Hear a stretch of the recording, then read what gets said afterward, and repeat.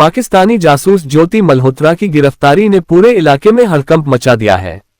आरोप है कि ज्योति पाकिस्तान के लिए जासूसी का काम कर रही थी और वह कई बार भागलपुर के सुल्तानगंज स्थित अजगबीनाथ मंदिर आ चुकी है। मंदिर के महंत परमानंद गिरी ने इस पर गहरी चिंता जताते हुए कहा है कि यदि एक जासूस मंदिर में कई बार आई है तो किसी बड़ी साजिश से इनकार नहीं किया जा सकता। ऐसे में उन्होंने श्रावणी मेले से पहले मंदिर परिसर और आसपास की सुरक्षा व्यवस्था को और सख्त करने की मांग की है। आपको बता दें कि श्रावणी मेला शुरू होने में अब कुछ ही दिन बचे हैं और हर साल लाखों श्रद्धालु देश भर से अजगबीनाथ धाम आते हैं। ऐसे में किसी भी अनहोनी को टालने के लिए सुरक्षा व्यवस्था को चाक चौबंद बनाना बेहद जरूरी है। हालांकि स्थानीय प्रशासन ने मामले को गंभीरता से लिया है और मंदिर क्षेत्र की सुरक्षा व्यवस्था की समीक्षा की जा रही है। पुलिस और खुफिया एजेंसियां भी इस दिशा में सक्रिय हो चुकी हैं।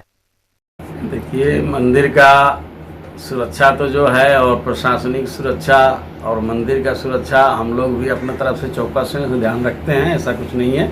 बाकी वो जासूस तो देखिए आया था, हराने वाले तो शायद हरियाणा का है, हिसार का, लेकिन अब वो जासूस बन करके हिंदुस्तान का आदमी होकर के पाकिस्तान से मैंने घुसपैठ करके मैंने संपर्क बनाया है, तो आतंकवादी तो ये भी हुआ ना। फिर तो इसको सरकार अपना पकड़ रही है, घूम छानबीन कर रही है और कहाँ कहाँ वो गई, कहाँ कहाँ वीडियो बनाई, कहाँ कहाँ क्या किया। हालांकि यहीं के आदमी और वो भी कहीं इंडिया का है, हिसार का ही है, तो हिसार का है तो इंडिया का है, तो उसका संपर्क है ना, तो संपर्क की वजह से अब उसका परिमाण उसको मिला। जैसे हम ही चोरी करेंगे तो कल को तो हम भी पकड़े जाएंगे ना। तो होता है इंडिया का रहते हुए भी मान लो इस तरीके से किया और उसका पहुंच कहाँ तक है कि पाकिस्तान तक है, इसलिए उसको पाकिस्तानी आदमी का करके उसको पकड़ रहा, सारी भेदे पकड़ाया है शायद, तो अब उसका भेद ले कि कहाँ कहाँ तूने क्या क्या बनाया, रील बनाया, क्या क्या बनाया, अब वो बना करके मान लो पाकिस्तान में देगी तो गलत बात है ना। ये भागलपुर के नगर विधायक अजीत शर्मा के निवास स्थित कांग्रेस के कैंप कार्यालय में पूर्व प्रधानमंत्री स्वर्गीय राजीव गांधी की 34वीं पुण्यतिथि समारोह पूर्वक आयोजित किया गया। इस अवसर पर सर्वप्रथम भागलपुर के विधायक अजीत शर्मा जी ने स्वर्गीय राजीव गांधी के तैलचित्र पर पुष्पांजलि अर्पित कर दिवंगत नेता को श्रद्धांजलि अर्पित किया। तत्पश्चात सभी उपस्थित कांग्रेसजनों एवं महिला कांग्रेस के नेत्रियों ने भी पुष्पांजलि अर्पित कर अपना अपना श्रद्धा निवेदित किया। इस अवसर पर युवा कांग्रेस के चुनाव पर्यवेक्षक ज्योतिष ने भी संबोधित किया। इस अवसर पर कांग्रेसजनों को संबोधित करते हुए विधायक अजीत शर्मा ने कहा कि स्वर्गीय राजीव गांधी एक दूरदृष्टि वाले युगांतकारी नेता थे। उन्हें भारत में संचार क्रांति का जनक कहा जाता है। उन्होंने संवैधानिक संशोधन कर ग्राम पंचायत और नगर निकायों को शक्ति संपन्न बनाकर महिलाओं की हिस्सेदारी सुनिश्चित किया। आधुनिक तकनीक जिससे स्वर्गीय राजीव गांधी ने प्रतिपादित किया था, आज उनकी वजह से देश की सेना ने ऑपरेशन सिंदूर में अचूक निशाने लगाकर देश को गौरवान्वित किया। इस अवसर पर कांग्रेस के कई पदाधिकारी और कार्यकर्ता उपस्थित थे। राजीव गांधी की 34वां पुण्यतिथि है, सिर्फ हम नहीं मना रहे हैं, पूरा देश मना रहा है। ये बहुत गौरव की बात है। इन्होंने जो देश को आगे बढ़ाने का काम किया है, जो पंचायती राज की व्यवस्था आप देख रहे हैं, जो टेक्नोलॉजी का आप व्यवस्था देख रहे हैं, जो महिलाओं को सम्मान और युवकों को सशक्त करने की बात उन्होंने की थी, इसका सम्मान है। सिर्फ हम नहीं मना रहे हैं, राजीव गांधी पूरे देश में याद किए जा रहे हैं उनके किए हुए कामों पर। और मैं बता दूं, अगर भारतवर्ष के हर जनता, माँ बहन भाई, अगर उनके बताए हुए रास्ते पर आगे चलेंगे, उनको कोई पीछे नहीं रख पाएगा। उनको युवकों को रोजगार मिलेगा, आगे बढ़ने का काम मिलेगा। और ये भारतीय जनता पार्टी के जो आदरणीय नरेंद्र मोदी जी हैं, जो सिर्फ बोलते हैं, उन्होंने कहा था पहले चुनाव में कि 2 करोड़ युवकों को प्रत्येक वर्ष रोजगार देंगे। क्या एक भी रोजगार किसी को मिला? आप भी युवक हो, एक भी रोजगार किसी को मिला? महंगाई आकाश छू रहा, उसको रोकेंगे। गैस सिलेंडर 500 रुपया दाम है, महंगाई है। आदरणीय स्मृति ईरानी जी घूमती थी कि महंगाई है, और आज क्या है, देख लीजिए 1000 रुपये रेट है। तो आज कांग्रेस पार्टी ने जो भारतवर्ष को आजाद कराने से जो भी आर्थिक स्थिति मजबूत हुई है, कांग्रेस पार्टी और आदरणीय राजीव गांधी के 34वां दिवस पर पुण्यतिथि में मैं आह्वान करता हूं लोगों से, आइए उनके बताए हुए रास्ते पर चलिए। फिर से भागलपुर, बिहार और देश मजबूती की ओर जाएगा। युवकों को रोजगार मिलेगा, महिलाओं को सम्मान मिलेगा। और अभी कांग्रेस ने एक अनाउंसमेंट किया, जो कर्नाटका में ये बता रहे थे हमारे ऑब्जर्वर साहब, कि वहां 2000 रुपया प्रत्येक महिलाओं को मिल रहा है।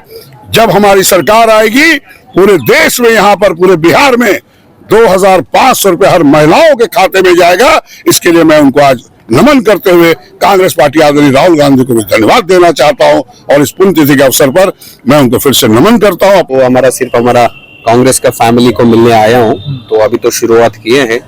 तो यहाँ ऐसा तो बहुत पुराना कांग्रेस है यहाँ से।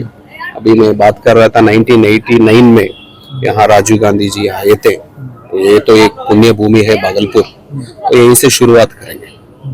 क्या चाहते हैं, किस तरह का देश होना चाहिए? जी देखिए, वो बाकी सब पूरा सीनियर लीडर्स बताएंगे। हम लोग अभी जो भी यहाँ आए हैं तो आज से शुरू करेंगे, तो अच्छी आज से शुरू करेंगे, मजबूत करना चाहते हैं। जीवन जागृति सोसाइटी ने बच्चों के बीच सड़क सुरक्षा को लेकर जागरूकता फैलाने के उद्देश्य से हेलमेट का वितरण किया। इस मौके पर हेलमेट के एक विशाल मॉडल का भी उद्घाटन किया गया। बच्चों के बीच हेलमेट बांटे गए ताकि उनमें बचपन से ही ट्रैफिक नियमों के पालन की आदत डाली जा सके। जीवन जागृति सोसाइटी के अध्यक्ष डॉक्टर अजय सिंह ने कहा कि हमारा उद्देश्य है कि बच्चे शुरू से ही सड़क सुरक्षा को समझें और हेलमेट पहनना उनकी आदत में शुमार हो। ट्रैफिक डीएसपी आशीष सिंह ने कहा, ये पहल सराहनीय है। अगर हम बच्चों को अभी से जागरूक करेंगे तो भविष्य में हादसों में काफी कमी आएगी। इस आयोजन में सैकड़ों बच्चों ने अपने अभिभावकों के साथ हिस्सा लिया और हेलमेट पहनने का संकल्प लिया। जीवन जागृति सोसाइटी लगातार सड़क दुर्घटना पर लोगों को जागरूक करती है कि आप जब भी रोड पर चलें, यातायात के सारे नियमों का पालन करें। बाइक चला रहे हैं तो हेलमेट पहने, कार चला रहे हैं तो सीट बेल्ट पहने। अक्सर देखा जाता है कि लोग जब परिवार के साथ निकलते हैं तो मर्द जो है वो हेलमेट पहन लेते हैं, महिलाओं को ऐसे ही छोड़ देते हैं। अरे भाई, आप भी यदि एक्सीडेंट होगा तो आप सुरक्षित रहेंगे, आपके पत्नी का क्या हाल होगा। तो चलिए, अब महिलाएं भी हेलमेट पहनने लगी हैं, लेकिन एक चीज जो छूट रहा है वो है आपके जान का टुकड़ा। जिसमें आपका जान बचता है उसके जान की परवाह अभी भी आप नहीं कर रहे हैं। इसके लिए जीवन जागृति सोसाइटी ने बच्चों को सुरक्षित यात्रा के लिए हेलमेट पहनाने का जो मुहिम चलाया है, और लोगों ने आज बच्चों के लिए हेलमेट बांटने का कार्यक्रम किया है, जिसमें डीएसपी यातायात साहब आशीष जी उन्होंने मुख्य अतिथि की भूमिका निभाई है। हमारा कहना है कि आपसे ज्यादा नाजुक बच्चे का मस्तिष्क होता है, खोपड़ी होता है। यदि चोट लगेगी तो आपके जान जो जिसमें बसता है उसका क्या हाल होगा। तो सबसे से अनुरोध है कि जब भी निकले आप शिक्षित और सुसंस्कृत रूप में निकले, अपने बच्चे को हेलमेट पहनाएं। देखिए, जीवन जागृति सोसाइटी के द्वारा बराबर कुछ न कुछ जागृति और खास करके यातायात से संबंधित बहुत सारी जागृति कार्यक्रम चलाई जाती है। जीवन जागृति सोसाइटी के अध्यक्ष डॉक्टर अजय कुमार जी के द्वारा इस तरह का नया इन्वेंशन होता है, ये बहुत अच्छा है। इसमें तो सभी लोग ज़्यादातर इसका पालन करें। लेकिन अभी देखने में आया है कि लड़के लोग जो बड़े एडल्ट अभिभावक हैं वो हेलमेट लगाते हैं, उनके बच्चे बिना हेलमेट के या तो संशय में है या आदत नहीं पड़ी। हम बीच में हैं, 2-3 माह अपने से ये काम किए थे तो बहुत सारा चेंज हुआ था, संख्या में कमी हुई थी। हेलमेट पहनने वाले में आया था लड़कियाँ औरत जो भी पहनती नहीं थी, शर्म से या जिस भी कारण से पहनने लगी थी। सैंडिस्ट कंपाउंड मैदान स्थित योगा केंद्र में आज राजस्व कर्मचारियों ने अपनी 7 सूत्रीय मांगों को लेकर 1 दिवसीय धरना प्रदर्शन किया।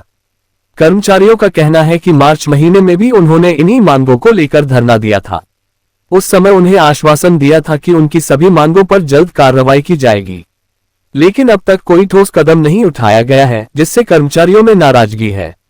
धरना स्थल पर जुटे कर्मचारियों ने कहा कि वेतन विसंगतियों को दूर करना, समय पर पदोन्नति देना, सेवा शर्तों में सुधार और कार्यस्थल पर सुविधाएं उपलब्ध कराना उनकी प्रमुख मांगों में शामिल है। राजस्व कर्मचारियों ने चेतावनी दी है कि यदि जल्द उनकी मांगों को नहीं माना गया तो वे आंदोलन को और उग्र रूप देंगे।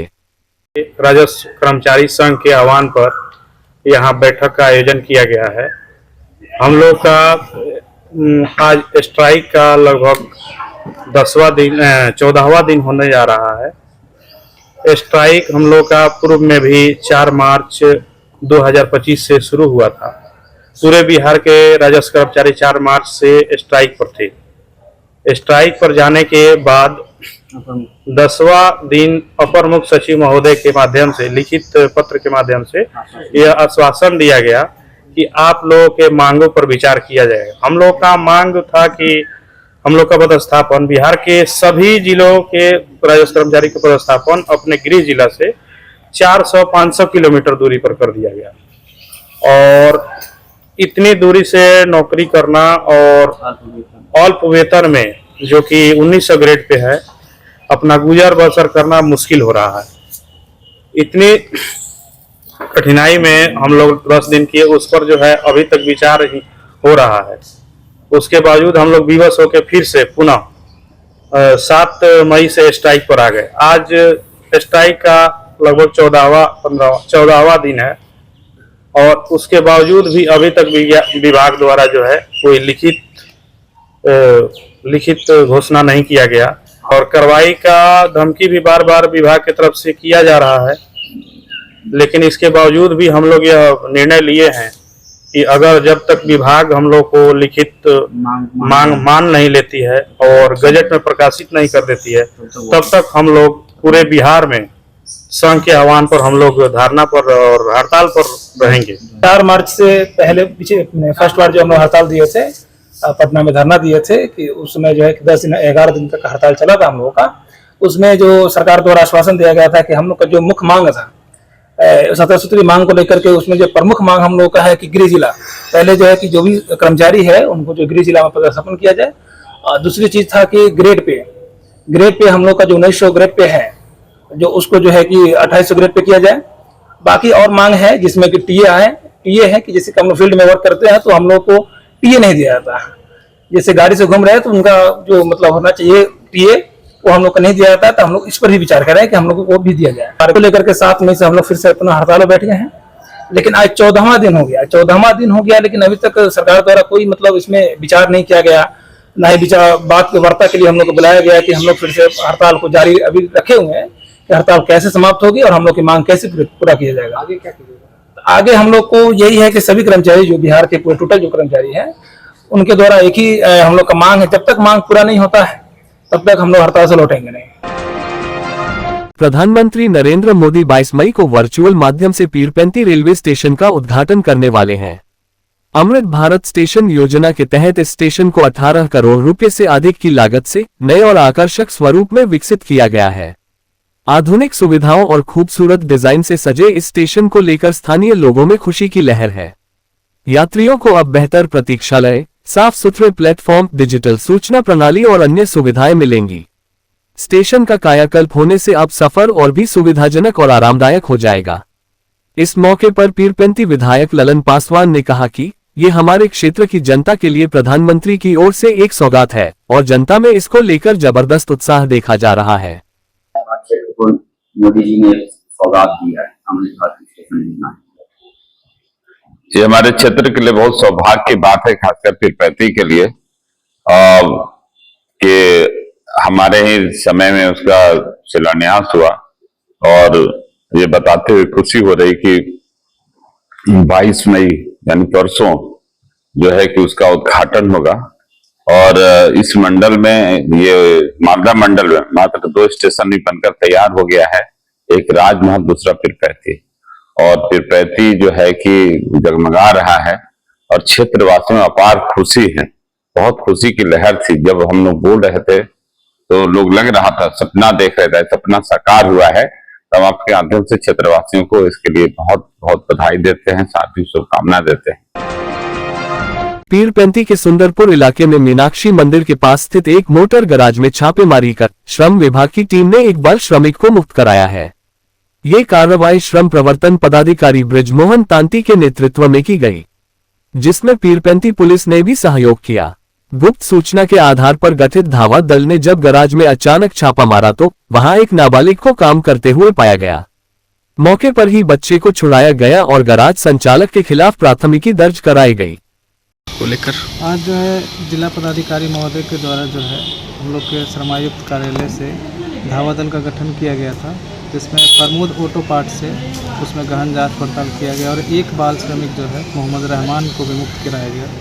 विमुक्ति के पश्चात उस बच्चे को हम लोग जो है पीरपेंती थाना में FIR करवाए नियोजक के ऊपर, और उसके बाद उस बच्चे को हम लोग बाल गृह भागलपुर हम लोग उसको सुपुर्द करेंगे जिला बाल कल्याण समिति में।